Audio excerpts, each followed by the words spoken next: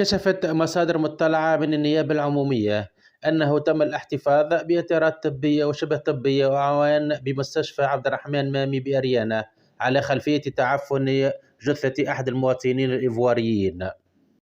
وتفيد مجريات الأبحاث أنه تم جلب جثة المواطن الإيفواري إلى المستشفى منذ حوالي شهرين، حيث أذنت إحدى الطبيبات بإحالتها إلى غرفة الموتى، لكن الجثة بقيت في الغرفة 4 أيام بسبب عدم توفر ثلاجة شاغرة. وقد تم الاحتفاظ بالمدير العام للمستشفى وناظر الحصة الليلية والناظر العام وطبيبة والمدير المالي للمستشفى ومديرة شؤون المرضى وعوني حراسة وفني سامي في الصحة وفق ذات المصادر. ولا تزال الأبحاث جارية في هذا الموضوع قبل إحالتهم على أنظار النيابة العمومية. وفي موضوع آخر، أذنت النيابة العمومية بالمحكمة الابتدائية بمنوبة بفتح تحقيق في شبهات الارتشاء من موظف عمومي بقبول هدايا ومنافع لنفسه أو لغيره بفعل أمر من علاق بوظيفته، وتسهيل إنجاز أمر مرتبط بخصائص وظيفته وهو الباعث على الارتشاء واستخلاص فائدة له أو لغيره، ومخالفة التراتيب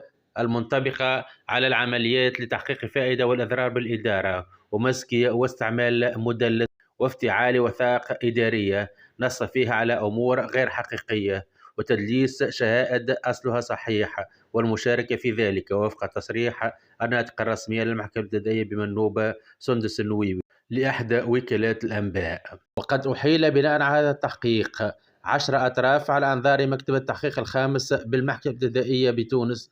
منهم 5 في حالة احتفاظ وهم إطار إداري بولاية منوبة و4 سواق سيارة أجرة و5 آخرون في حالة تقديم، منهم معتمد سابق وإداريين 2 وسائقي سيارة أجرة، بعد مباشرتهم التحقيق معهم من قبل الفرقة المركزية الثالثة بالإدارة الفرعية للأبحاث بإدارة الاستعلامات والأبحاث للحرس الوطني بالعوينة. ويتعلق أصل القضية وفق حملة الشهادات المذكورة وفق مصدر أم بملفات رخص سيارات أجرة لوكالة تونس أفريقيا للأنباء حصل أصحابها على موافقات مبدئية فقط دون الحصول على الرخص، حيث تم بناء على شكاوي تظلم التدقيق في الملفات وتثبت من مدى مطابقة الوثائق المضمنة بها مع الإجراءات القانونية، والتي أسفرت عن رصد إخلالات في بعضها تطلبت فتح بحث واستنطاق عدد الأطراف ذات العلاقة بالملفات.